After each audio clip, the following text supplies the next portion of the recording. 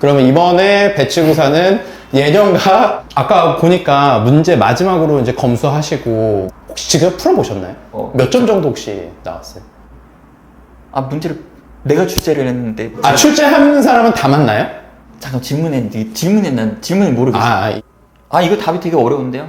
왜냐면 배치고사 내가 이번에 수학 배치고사에 그것까지는 좀 그렇고요. 완전 특이한 문제라거나 뭐 작년 이대처럼 학생들이 자연계에서 수학을 잘하려면 어떤 게 중요하다고 생각하시는지.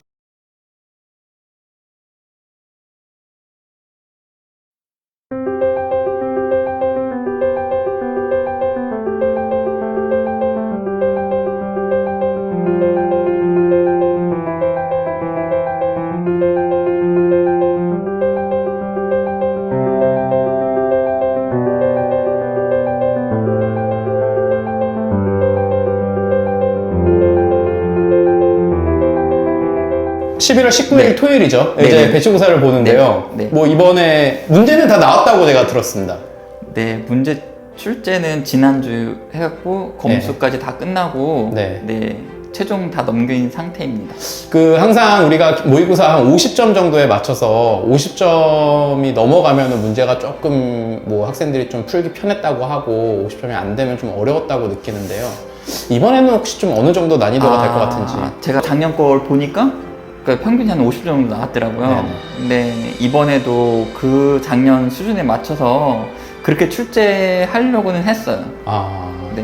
그런가요? 기존은 그게 배치고사 같은 경우는 너무 어렵게 내거나 아니면 너무 쉬워지면 그렇죠. 배치 판정이 어렵기 때문에 맞습니다. 그 여태까지 김영학원에서 그 데이터를 기본으로 학생들 배치 판정을 하기 때문에 그 작년 수준이랑 비슷하게 내려고 출제했어요. 아까 보니까 문제 마지막으로 이제 검수하시고 네. 이제 뭐 이렇게 오타 있는지 한번 다시 네네네. 한번 확인 작업 하시는 것 같은데 네네. 그 문제 다 풀어보셨어요? 그렇죠. 뭐 이거 약간 다른 얘기긴 하지만 10월달 모의고사가 네. 독해 같은 경우에 네네. 앞부분이 조금 어렵고 뒷부분이 조금 풀기가 편해서 네네네.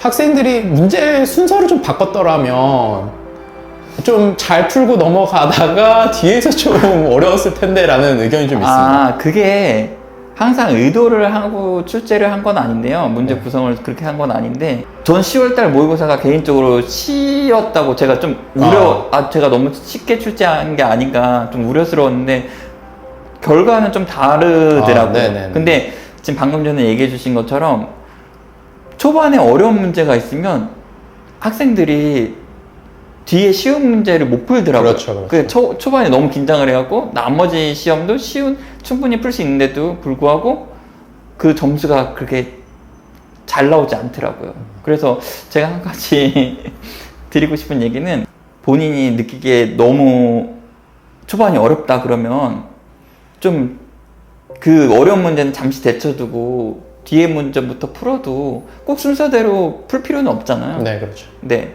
근데 보통 학생들은 순서대로 풀어야 된다고 네. 생각하니까. 문법, 논리, 독해 네네네. 그렇게 순서대로 순서대로 풀어야죠. 풀어야 된다고 생각하니까. 근데 학생들마다 본인이 갖고 있는 특히 잘하는 파트가 있을 거예요. 네. 그럼 자기 자신 있는 문제부터 빨리 풀어버리고, 그러고 나서 다른 파트로 넘어가는 것도 한 방법이거든요. 네. 그리고 배점이 이제 실제 시험장에서 시험을 보게 되면 특정 대학교는 배점이 다 다르잖아요. 그렇죠. 근데 그러면 외대 같은 경우는 독해가 배점이 높거든요. 네. 그럼 높은 데부터 풀고 나서 이렇게 순차적으로 가는 것도 한 방법이겠죠. 네, 맞죠. 그렇죠. 그러면 이번에 배치고사는 예년과 비슷하다. 네, 비슷해요. 난이도는 비슷하다. 네, 난이도는 비슷해요. 그래도 이 편입을 준비하는 거의 많은 학생들이 이제 보는 네. 시험입니다. 네. 마지막으로 학생들에게 하시고 싶은 말씀 있으시면. 저희가 배치고사 문제를 출제를 할 때 모든 시험이 그렇지만 그 기출문제를 바탕으로 문제를 출제를 해요. 네. 배치고사도 잘 봐야겠지만 기출문제도 실제 시험까지 놓지 마시고 문제를 많이 풀어보셨으면 좋겠어요. 문제를 풀어보는 것만 중요한 게 아니라 항상 문제를 풀 때 시간을 맞춰서 풀어야지만 어떤 외대 같은 경우 50문제에 60분이잖아요. 50문제 60분인데 그냥 제한 시간을 안 걸어놓고 풀게 되면 그 문항당 한 문제에 대해서 어느 정도 투자를 해야 될지 감이 없어지거든요. 맞습니다. 그러니까 모든 시험은 점수를 잘 받아야지만 본인이 원하는 대학교에 합격할 수 있으니까 네.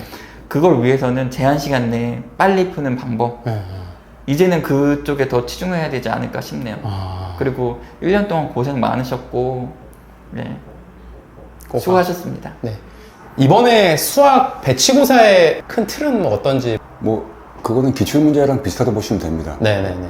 일변수 미적분, 다변수 미적분, 네네. 그다음에 선형대수의 공수에서 미분 방정식까지 포함되니까 이제 그래서 정도. 25문제 이제 나오는 그렇죠. 거죠. 네. 그걸 60분 안에 풀어야 되는. 그렇죠. 아까 보니까 이제 미리 한번 보시고 이제 여러 번 보셨을 텐데 그 학생들이 60분 안에 풀 수 있는 정도의 수준인지. 네네네. 이번 시험 그래서 뭐 그러면 보통 그 시험에 나오는 문제들 보면 시간이 모자란 학교들은 네. 중앙대, 공대 같은 게 시간이 모자라. 그렇죠. 네네. 반 정도밖에 못 푼다고 들었어요. 네네. 네, 한양대나 상위권 대학들이 대체로 그런 경향이 있긴 한데 네네.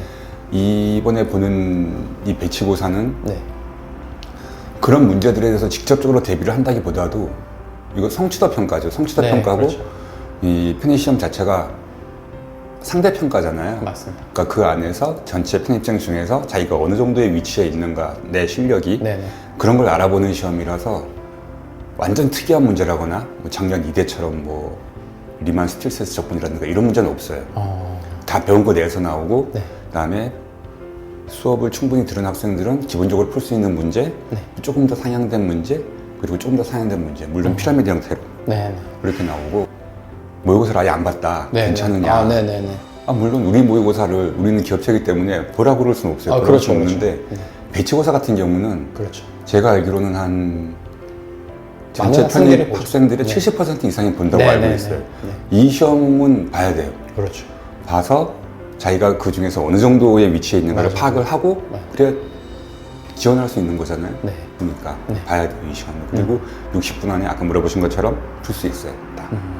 그 올해 전반적으로 자연계 학생들 이야기 들어보면 수학 모의고사 문제가 너무 좋다.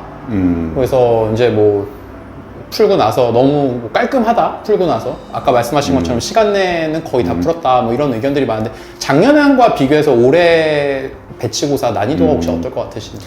작년보다 어려웠을 텐데. 올해 게 이제 더 어려워집니까? 배치고사의 한정 해설하면 비슷할 네. 거예요. 네네. 배치고사는 왜냐하면 목적이 조금 일반적인, 그러니까 3월달부터 10월달까지 보는 그 정기 모의고사들하고는 약간 성격이 다르기 때문에 네. 기본적으로 난이도 조정은 평탄하게 하는 편이에요. 네. 그래야 실력 측정이 제대로 되잖아요. 그렇죠, 그렇죠. 그러니까 모의고사 전체로 봤을 때는 작년 모의고사보다는 올해 모의고사가 조금 더 어렵지 않았을까. 근데 더. 배치고사는 특별히 그렇지는 않아요. 네. 제가 보기엔 그래요. 네. 뭐 어차피 올해 시험 보는 친구들은 거의 대부분 이제 뭐 올해 준비를 했던 친구들이니까 작년 거는 뭐 이렇게 뭐 그냥 연습상 풀어봤겠죠. 네. 학생들이 자연계에서 수학을 잘하려면 이제 마지막이니까 어떤 게 중요하다고 생각하시는지. 정말 뭐 거의 1년 동안 수학만 잡고 생활을 하시는 분이니까 그런 입장에서 뭐 가장 중요하다고 생각하시는지. 직업적으로 수학을 택하는 사람이 아니라면, 네. 그러니까 수학자가 될 사람이 아니라면 네네. 끈기 있는 사람, 네. 그리고 용기 있는 사람. 네네네. 좀 용기 있다는 건 뭐냐면 이 문제 못 풀겠어요. 그래서 낙담하지 말라는 거예요. 하다 보면 돼요. 네. 반드시 됩니다. 그걸 이해할 수 있고 풀어낼 수 있게 돼요. 할 수 있다는 용기를 가지고 네. 끈기 있게 부딪히는 사람이 잘할 수 있을 겁니다. 그럼 머리 좋은 건 특별히 머리가 좋다면 도움이 되겠지만 그렇죠. 성적 올리는 데는 그렇게 큰 상관이 없을 거예요. 제가 보기엔 그렇습니다. 자연계 이제 우리가 11월 배치고사는 끝나지만 사실 시험이 보는 그 40일간의 시간 동안은 어떻게든 뭐 공부는 해야 되잖아요. 이게 그렇죠. 끝났다고 이제 끝난 건 아니잖아요. 이제 진짜인데 학생들이 수학을 어떻게 공부하면 좀 좋을까요? 남아있는 기간 동안. 남아있는 한 달 이상의 시간이 남아있죠. 그쵸, 한 40일 정도 40일 정도 남아있죠. 남아있는데 네. 물론 더 빠른 학교도 있긴 하지만 뭐 길게 자면 50일 정도 될 네, 거고 배치고사 그렇죠. 끝나더라도. 계속 봐야죠. 영어랑은 좀 다른 게 영어는 이미 실력이 거의 완성돼 있는 상태잖아요. 네. 근데 만약에 수학은 지금 만약에 자기가 약한 부분을 발견했다. 네. 어떤 과목, 특정 과목은 선형대수다. 아니면 뭐 무슨 공학 수학이다. 한 달 정도의 시간이면 그걸 커버할 수 있는 시간이 돼요. 네, 그렇죠. 그렇죠.